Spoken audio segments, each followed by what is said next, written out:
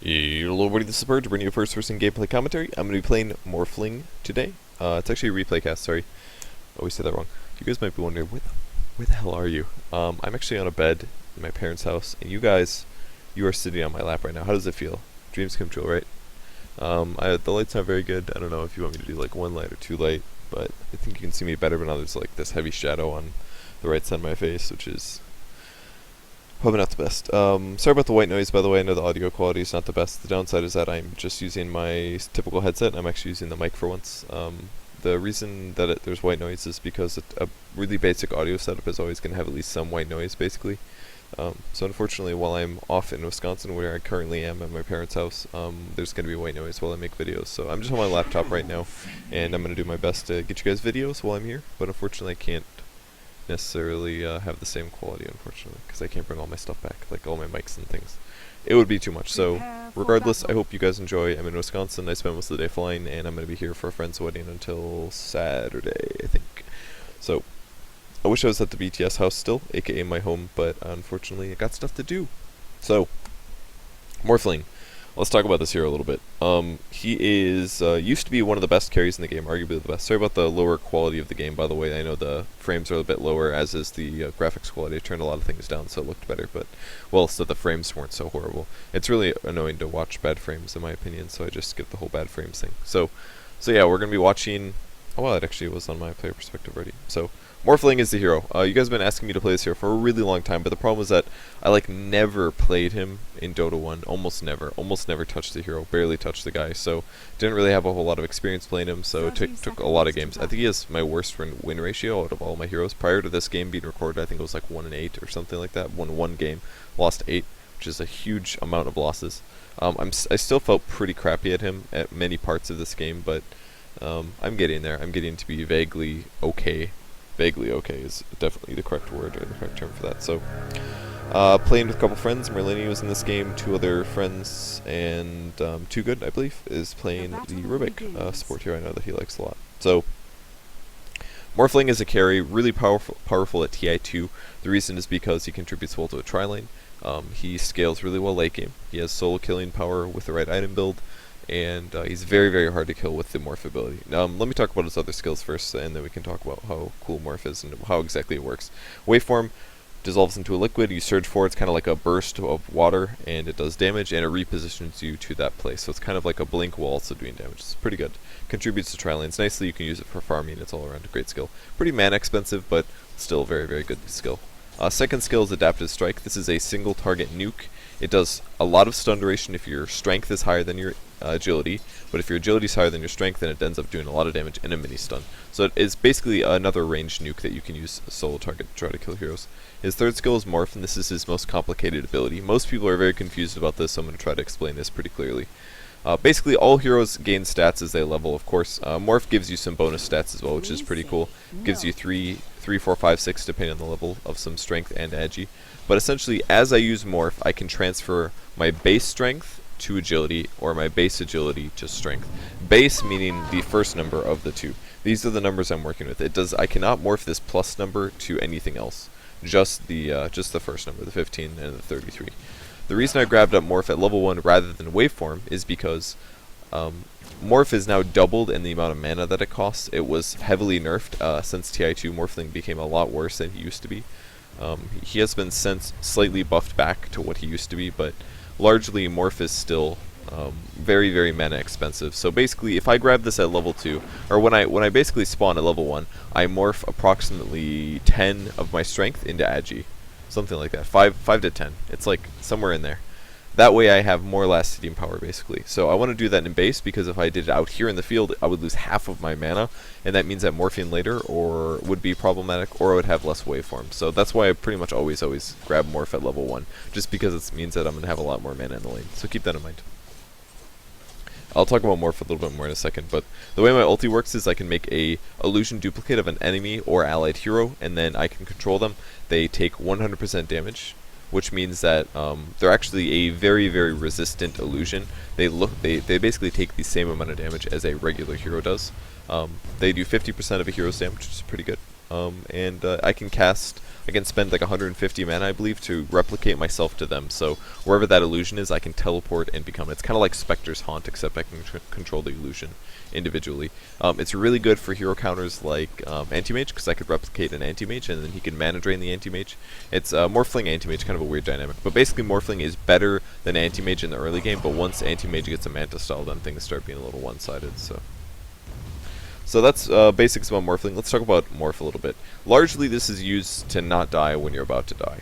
If you think you're going to die, you press the F button, it automatically turns on Morph, and then all of a sudden you get a bunch of HP per second. So what happens when you transfer agility for strength, it's different than tread switching. It isn't exactly the same. Tread switching essentially gives you a percentage-based shift, which means that at high levels of HP, if you tread switch, you're getting more HP out of the tread switching than if you're at lower HP. Because you can't just like gain 8 strength by tread switching, and because that would be cheap, right? Because then you could just like, you could get like a 120 HP swing or something every time you took damage if you wanted to. You can only really do that if it's at full HP. If you're at half HP, it does like a 60 HP swing, for example. If you're at a quarter HP, it only does a 30 HP swing. That's basically how it works. Morph is different in the fact that if you morph 2 strength, if you're missing HP, like let's say I'm missing half my HP, if I morph 2 strength to 2 agility to 2 strength, I should have gotten this skill maybe. I'm not like talking about this game at all, but it's really important that I talk about this stuff, I promise. If I morph 2 agility to 2 strength, that gives me a total of 19 HP times 2, which is 38. So if I'm at low HP and I morph 2 agility to 2 strength, I gain 19 HP, or 38 HP. 2 strengths worth of HP. You get all of the HP. If you gain 38 HP, you can continue to do this over and over again. So basically every time you morph, which ends up being a pretty often time, 0.25 seconds at level 4, so you can basically get a total of 40 times 4, which is, that's of course rounding up, it's 38 times 4, but I don't want to do that math. It's basically 160 HP per second. That's your morphing. So if you're morphing, you're getting a lot of survivability per second. But the things you do lose though, you lose armor, which means physical damage will do more damage per hit late game, as you morph heavily into strength. But the bright side is that you have HP to offset that, so largely it's semi-negligible. But you can kind of kill Morphling with some kind of minus armor item. It is a possibility. So those are your options, guys. Morph is basically really good for staying alive at low HP if you have the mana, but largely you want to try to keep your damage up. The opposite reverse effect of that being really good, about it being better than treads, is that if you have low HP and you morph from agility, strength to agility, if you're gaining agility, you end up taking a lot more damage, basically, because you're losing all that HP continuously. I did a waveform offensively here on the bottom, but I don't remember if we're going to get this guy or not. He did actually pick it up, which is pretty good here. Put quite a few extra hits on him. I did the waveform alpha the lift, and I was able to pick up an Agi treads. My last hitting right now is not very good. I don't feel very strong at Morphling again, but now that I have power treads and I have 77 damage, I'm going to be hitting okay. Usually when I play Morphling, I opt to grab a Ring of Health a little bit earlier, but this game I didn't do that. I decided to just grab a treads as fast as possible because it does actually make him a pretty good damage dealer. He's not as much focused on right click as he is waveform, but I think this is useful against bottom. He also has really low base movement speed, guys. If you look at his treads, this gives me plus 65, I think, or 55. So my base movement speed is like 285, which is really slow. That's like Crystal Maiden slow. Bright side is, yeah, of course, I have a position-based ability. I can essentially teleport to this location and then continue right-clicking. But point still stands. Very slow hero, so right-clicking is sometimes a bit weak. But you should keep it in mind, because he can morph so much strength to agility that it does end up always being something of a factor. So I really like the starting item build that I went for this game. 1 Slipper and 3 Ironwood Branches gives me plus 6 damage, and his animation is okay in the early game, but basically it's a bit hard to continue to get last hits. So I was pretty okay with grabbing this starting item build. I think it was useful.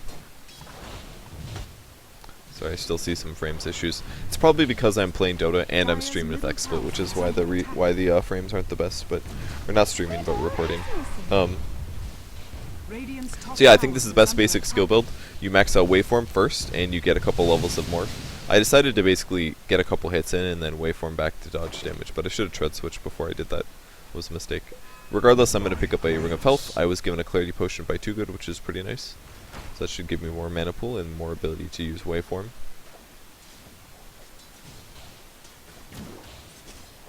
Looks like he's gonna deny about half my clarity there. Not the biggest loss. If we can lift him up, we should be able to get this kill. He needs to get thrown back, and we needed the magic missile to come a bit earlier. So it's a little dangerous. It's also ate a starfall, so that's a little scary. A lot of deaths going on in the bot lane. I think the Luna picked up a Midas really fast, and I think she also has some items on top of that. Actually, that was her first kill, 2 assists, but I believe she does have a Midas if we take a look at her. Triple Midas, pretty good stuff. So yeah, treads into Ring of Health I think is pretty good. I think building a magic wand on Morphling is really, really necessary as well, because you will need burst mana regen, most importantly for morphing, and also for possibly having enough for a waveform. You have to be really careful with mana when you end up morphing though, because it does burn so much that oftentimes you can just run out of mana pool, and then you have no more escape options. Like you might need to save mana for TP scroll, you might need to save mana for a waveform. Yes, Howard, give me my last hits. Missed that one. My supports have been pulling just fine. That's been going okay. If you guys are wondering what I'm going to build my Ring of Health into, I still kind of like building a Lincoln Sphere on Morphling. The old common build would be, you get an Ethereal Blade at some point, but, well, the really old build wouldn't have an Ethereal Blade. It would be like Lincolns into Manta, into Butterfly, something like that. Get a lot of agility items you could push, be annoying with Manta style, but most importantly, just a lot of right-clicking at some point. He's definitely a very different hero than a lot of other heroes, I would say. That's definitely the case. So, I still like Lincoln Sphere though. They have a lot of single-target nukes that I could stop. That would be like Frost Nova. I could stop Chain Frost, or at least one bounce of Chain Frost. I could stop the Arrow. I could stop Lucent Beam. I could stop Crystal Mania Frostbite. That's a lot of stuff. That actually makes Lincolns pretty useful. But largely the main reason we're grabbing a Lincoln Sphere is because we just want a lot of stats. Since I can transfer strength to agility, that means that any time I buy a hybrid strength and agility item, I can change the extra strength to agility, which basically means any item that gives me stats across the board is an extra agility item. It's like way better than it used to be previously to that being the case. Like, it's so nice to be able to just grab like an ultimate orb, and instead of that being a 10 strength, 10 agility, 10 int item, it's actually a 20 agility and 10 int item, because I can, assuming I have enough strength base, I can actually rotate that over. So really nice thing about Morphling is you want to grab items that give you a lot of stats across the board. So items that do that are Lincoln Sphere, Manta Style. Scotty is really good in the late game as well.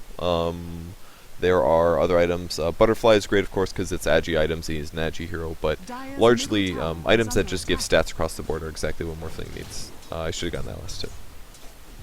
So I decided to buy my magic wand because I want some item slots, and the item is fantastic, obviously, for survivability. I already have all the stats that it gives me, but I'm okay picking up some more.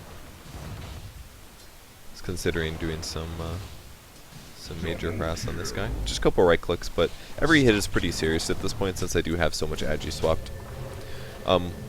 The amount that I usually shift my strength and agi, by the way, is in the late game situations I want at least 1200 HP, pretty much in all cases. If I do that, then I'm a lot safer towards damage. Or at least I have much less threat of being bursted down, essentially.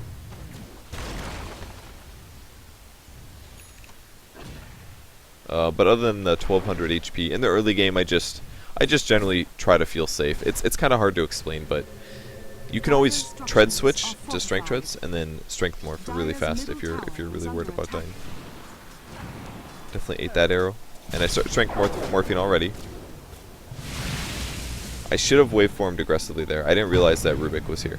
That was a big mistake for me. I'm also pretty low on mana now, which is not good. See if this guy stays.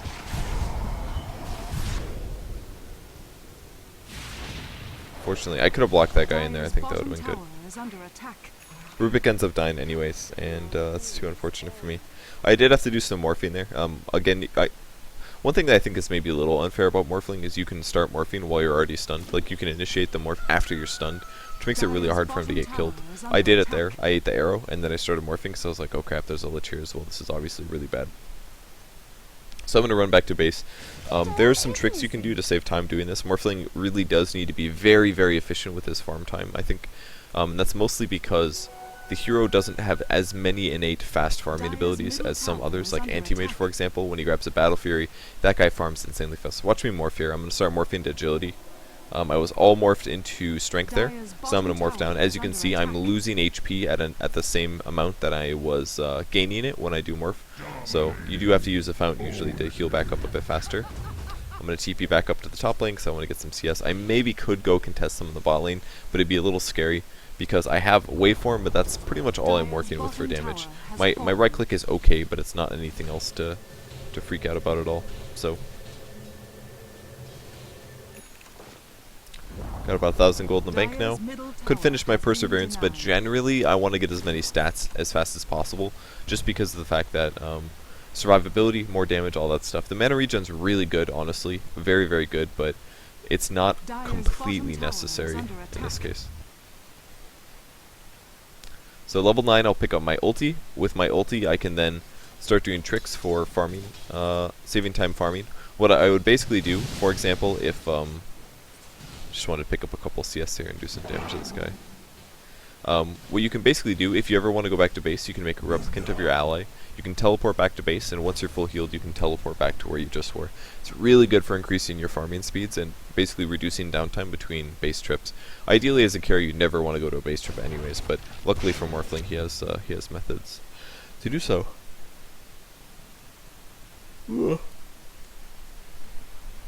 Sorry about the yawning. I didn't actually go to sleep last night. I just slept on airplanes all day, so I'm not feeling the best. Hopefully you guys understand. I missed that last hit someone. And that one. Will I miss everyone? Nope. Only a little bad guys, come on. Alright, so level 9 I'll pick up my ulti. It's really, really inexpensive to actually make the ulti initially, but to teleport to it, it becomes expensive, basically. Lasts for a pretty large amount of time, and that scales depending on what level it is. Cast range ends up changing a lot as well. I have 1600 gold. Again, I could make the Void Stone. There's a lot of action going on in the mid lane, which is why I'm now pushing. It's because I want to be able to at least get some gold out of my opponent's pushing. It's going to be a TP from a puck. I'm going to tread switch because I do not want to die. And I just waveform through the Dream Coil. It ends up not stunning me because while you're waveforming, you're invisible. But I force 2 TPs, which not only prevents our tier 2 tower from being pressured, but it also cost them, what, 270 gold they just spent trying to kill me? Absolutely wasted. Well, alright, they got my mana drained. I ended up waveforming, so I lost mana there, and his orb also hit me, so I took a little damage. But wasting Dream Coil and 2 TPs like that is completely worth it for me. So, again, downside, no mana regen right now, but that's alright. Some other times that I play as Morphling, I like getting a Ring of Aquila. The downside of grabbing a Ring of Aquila, though, is it's really expensive. It's 1,000 gold, and that really is a significant amount in the early game. This game I just held onto a slipper for a really long time, but generally it's a really good pickup to grab a Ring of Aquila on Morphling, just to get his base mana regen up a lot.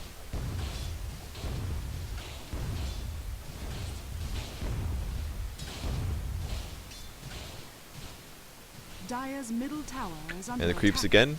Continue dying. I want to auto attack this because I want to be able to take the tower. I know that the glyph is down. That means I should be able to get the last hit here. Unless I just auto attack through and miss it. I mean, it happens sometimes, guys. Puck ends up picking up a Dagon. It's a little greedy from him. I think what he was probably planning on was that I was going to make an Ethereal Blade, and he wanted to predict that.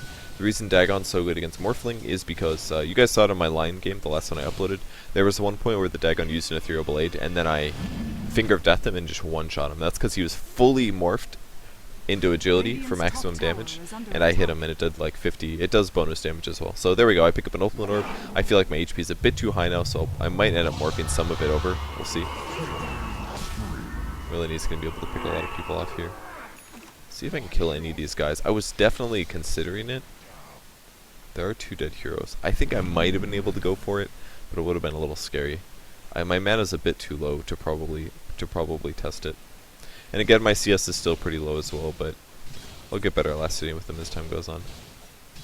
So now I'll probably just do a lot of right-clicking in the jungle. Again, my agility is pretty solid. I've got a Ring of Regen, so I do have some passive HP regen. My armor's not bad either. My armor is not bad either. No way, guys. We're losing If you guys are a little unsure about where this game is going right now, we can take a look at the scoreboard.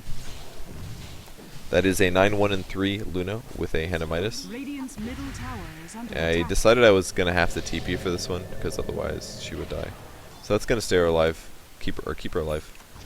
Again, I keep saying the completely wrong words because I'm tired and I'm sorry about that. It's a 4,000 gold advantage. Luna has a freaking Ethereal Blade at like 15 minutes, which is insane because she can use this and then Lucent Beam. It's really cool. Try it out sometimes, guys. Bonus for us is that her survivability won't be very high in the early game, so can maybe make something happen with this. Tower is under attack. I should have some more kills from lane, but as a whole, I've been playing just okay. Oh my god. Oh, I remember this moment. Oh, I was really mad. Okay, so basically what happened was he eclipsed. I was like, okay, he eclipsed. That's weird. And I was gonna wait for him and morph. I think I started morphing, but then I took like one Lucent Beam, and I was about to waveform, and then he Lucent Beamed me the actual one, which mini stuns. So he mini stunned me right before I used waveform, and the next 2 hits killed me. I was like, oh my god, I can't believe I just died like that. Because he missed like the first 2 Lucent Beams just completely whiffed. They completely whiffed, and I was like, there's no way. This is not going to kill me, and then it killed me, and I was really sad. So that was a really big team fight for them. I'm going to respawn at least. Relini is hitting really hard right now. I maybe could have TP'd to the top lane to contest that, but it looked a little scary. I mean, a solo puck in that big of a creep wave is not something I want to deal with, essentially.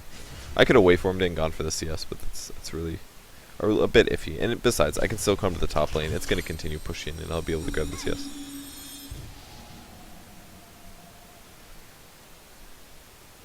Dire's bottom tower is under attack.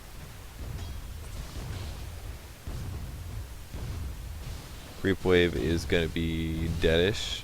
Oops, should have hit an extra time. There's a lot of heroes in our jungle, actually. Who is that? It's Puck and Crystal Maiden. Puck's silence is actually pretty scary, because if he does silence me, it prevents me from morphing. Here comes Sienna. I will start the morph. I'm gonna waveform past him. Puck is crazy. It's gonna be a dead Crystal Maiden. Ulti was so good. That's why Shadow Blade is really good, guys, if people don't get detection. It's really good if they don't get detection. So you get to do fun stuff like that. So, nice double kill from him. I'm able to buy my Void Stone now, which I can't wait to have because my mana pool is still a bit low. Again, shaving some of the cheap items off of your item builds as a hard carry like Morphling, who has like a really important item, is often very important. Is very, very crucial at times. And what I mean by an important item, we can talk about a lot of carries like, I don't know, Faceless Void doesn't necessarily have a super important item. You could talk about Battle Fury, but like having a Battle Fury, not having a Battle Fury doesn't like completely change the game. An item that completely changes a hero though is Ethereal Blade or Black King Bar. Some heroes need to have Black King Bar to be really, really useful in a team fight. Morphling kind of really needs Ethereal Blade to be able to start doing tricky things like solo killing. So if I shave 1,000 gold off of a ring by not getting a Ring of Aquila, and I play effectively enough to have enough mana, then it gets my gives my Ethereal Blade 1 minute earlier, and that might be the difference between me winning a fight or getting a kill or not. You know, because that could be one extra item in a team fight that's 1 earlier. It just makes a big difference if you can shave off that extra time. So not picking up the Aquila here, I don't think it was the wrong choice. My Lincoln's is moderately late here. At 21 minutes, I'm actually not even there yet. I'm still like 600 away, but I'm gonna send a Windrunner illusion back just in case things go bad, so I can get out. But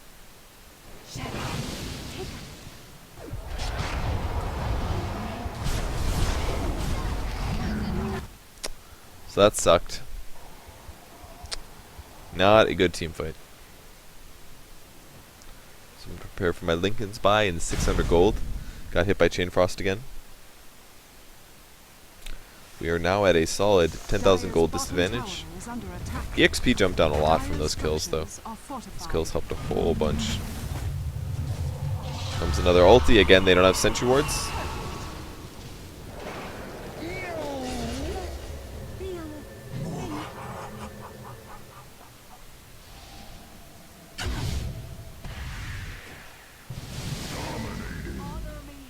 Was able to break himself, and we got him. Really close. that, like, they're so far ahead, they shouldn't be losing. Like, they should not be losing those team fights, but literally, they're losing this game or losing this fight now because they didn't have a sentry. If they had a sentry, they would have seen Merlini go for the ulti, but luckily for him, he was able to put an ulti down in like 4 heroes, and I got away from him off on all of them as well. Despite them meching, it just wasn't enough damage. So I finished my Lincoln Sphere as a result, and I've got 700 gold on top of that, which is a huge pickup for me.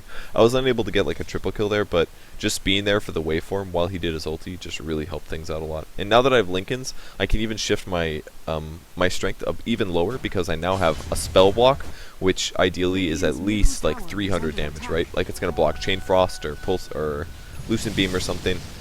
It's a lot of extra survivability basically. So I can move my Agi a little higher as a result. I've got 33 in the bank right now and 1200, which is argued to be a little high maybe, who knows, but and again, waveforming for CS, I'm getting 5 mana per second now as well, based on waveform. It's kind of nice to push the waves out like that sometimes though, because I want to push the wave and then I want to take neutrals, then I want to push the wave again. If I just like slowly last it consistently, then I only get late wave farm, so it's sometimes good to do a mix of both. And right here, it might be better to actually sit in lane and take CS, but I really like killing mud golems because I hate them. Merlini, of course, continues to snowball out of control. And I've got 1600 gold now, so I can go a lot of different ways with my item build purchases. I played a decent amount of Morphling games now, and I've tried a lot of different builds. I've tried super standard build without shotgun. Shotgun is the Ethereal Blade. Really good build though. He looked really dead, so I was like, I'm not even gonna start walking. Really glad I didn't even start walking because I would have not accomplished anything and I would have just wasted my time.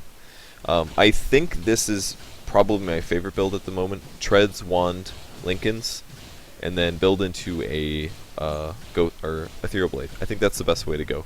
Ethereal Blade's pretty needed just because you have to be able to start solo killing. Like, if you can't solo kill heroes, then Morphling becomes a lot harder to be effective. It's great and all to like waveform him and pop Manta and like right click somebody for some decent damage, but it's way different to be able to just drop somebody from the fight and make it a 5v4. So, looks like I'm actually way late for this fight, by the way. Great shackle though by the Windrunner, secures this that kill. I have no idea where I am. Oh, I teleported back there. My adaptive strike did like 230 there, and I was actually able to help kill the puck there, which I was surprised about. Honestly went okay considering I was extremely late, and killed the Luna because she got shackled, and then we killed the puck as well. I used the adaptive to mini stun and get extra tower hits in, so it worked out well. Normally I would pick up my Ghost Scepter at this point, especially against hard carries like Anti-Mage or something like that, but since they're almost all magic nukers, I didn't even want to touch a Ghost Scepter in the early game. It's just not something that would have been safe.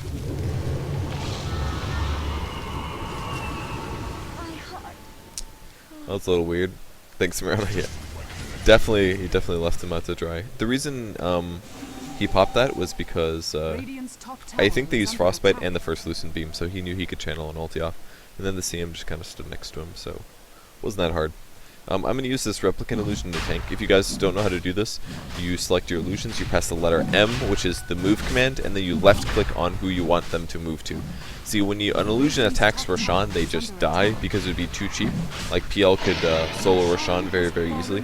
I let the Shadow Fiend take the Aegis, of course, because he's snowballing harder than I am right now, and I'm a lot more survivable.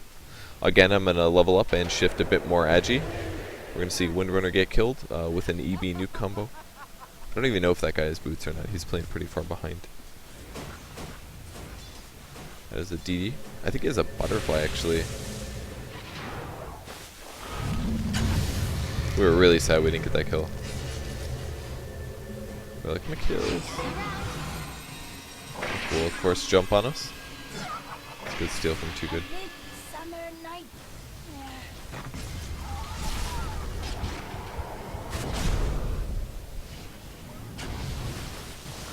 Apparently my adaptive strike removes telekinesis, which I did not know.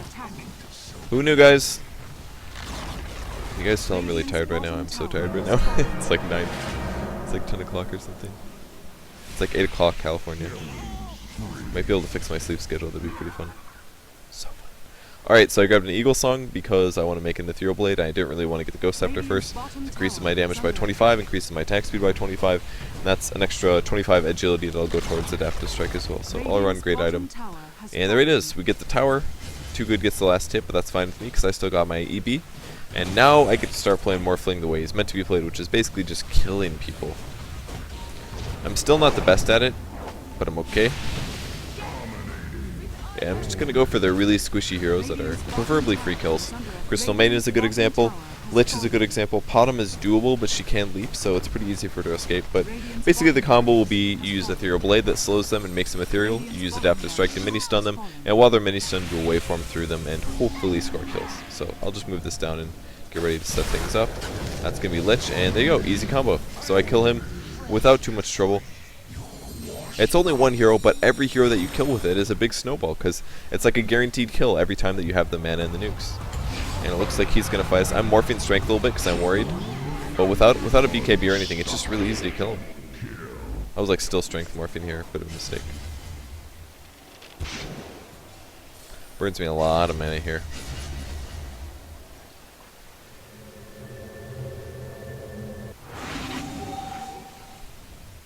I'm going to make an illusion, send into the jungle. I think the... oh yeah, we have somebody farming top. Shadow Fiend goes to farm top. I could use the illusion to push bottom or something like that, or get into position mid. I didn't use this guy very efficiently. This illusion, this Shadow Fiend illusion, I believe. Probably should have positioned it mid since there is a creep wave pushing there. I think that would have been pretty good.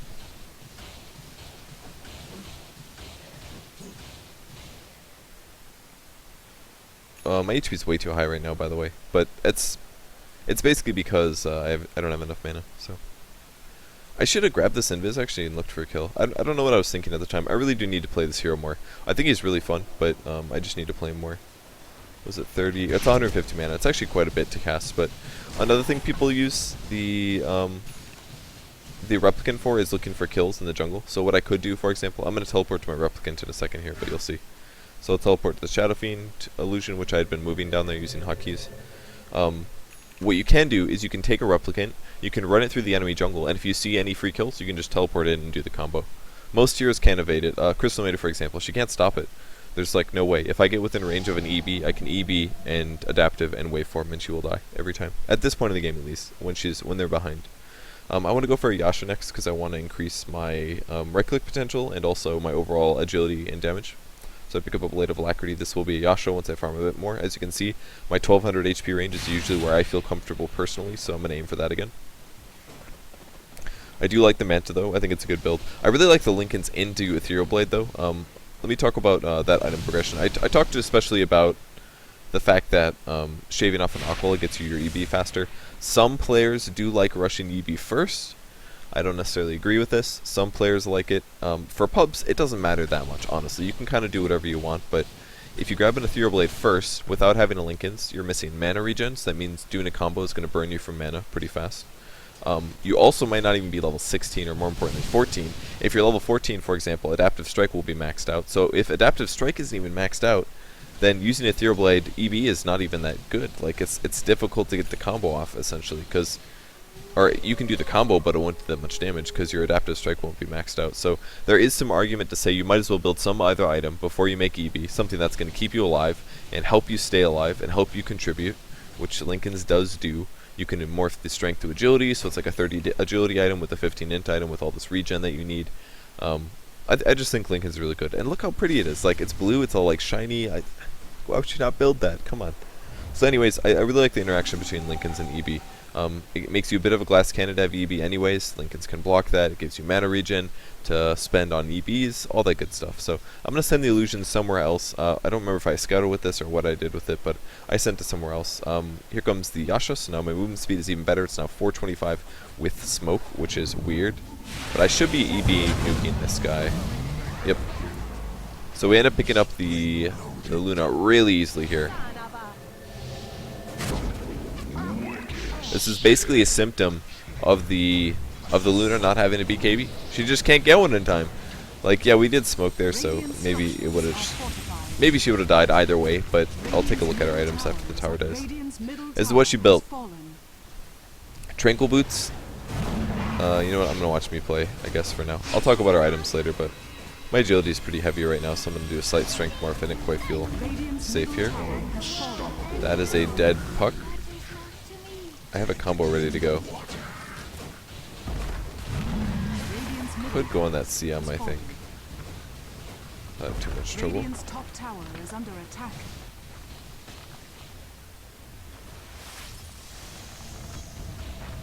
Whole thinking free HP thing is. There it is. Kill got stolen, guys. Go for it on the pot. I wanted to kill her if possible. Nice, you got her. So guys, things are looking okay. From here we should be able to snowball for the end of the game. We took a second Rax. I've got Manta style now. So now I have more tower pushing. And again I'm going to do some more morphing. So my HP is too damn high. Need more damage. All the illusions hit pretty hard. They only hit for 28% as a typical illusion. But keep in mind, guys, that my base damage is really high. It is like really high. Again, Luna can't even fight me without a BKB. She can't do it. And at this point, we don't even need Shadow Fiend to win because I'm quite farmed. This primary damage attribute, 261, this is all based on agility, which means that my illusions hit for my agility number, not the bonus damage. So that's another really good reason to get a Manta style. It makes your illusions are really strong on this hero. So they'll do like what, 28% of that is essentially 30 or 10% times 3, so like 26. They're basically hitting for like 75, which is pretty good. That's a pretty sick chain cross. So yeah, Morphling all around great hero. I really recommend this build. Treads, Wand into Lincolns. Into Ethereal Blade. Some people like to skip Lincolns and get a bottle early, but I feel like it kind of requires runes, and also Bottle Coin isn't as viable as it used to be, so it's a little tough to do that. But I really like this build. I had fun playing this game, and I'm definitely going to try to play Morphling a bit more. This game was largely Morphling carrying us, or not Morphling, Merlini carrying us.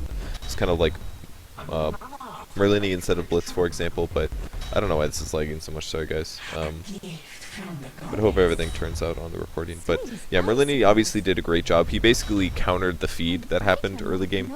There was a lot of feeding going on, and luckily we were able to win team fights, and because Luna never grabbed BKB, she was about to build it. I saw that she had an Ogre Club and a Mithril Hammer.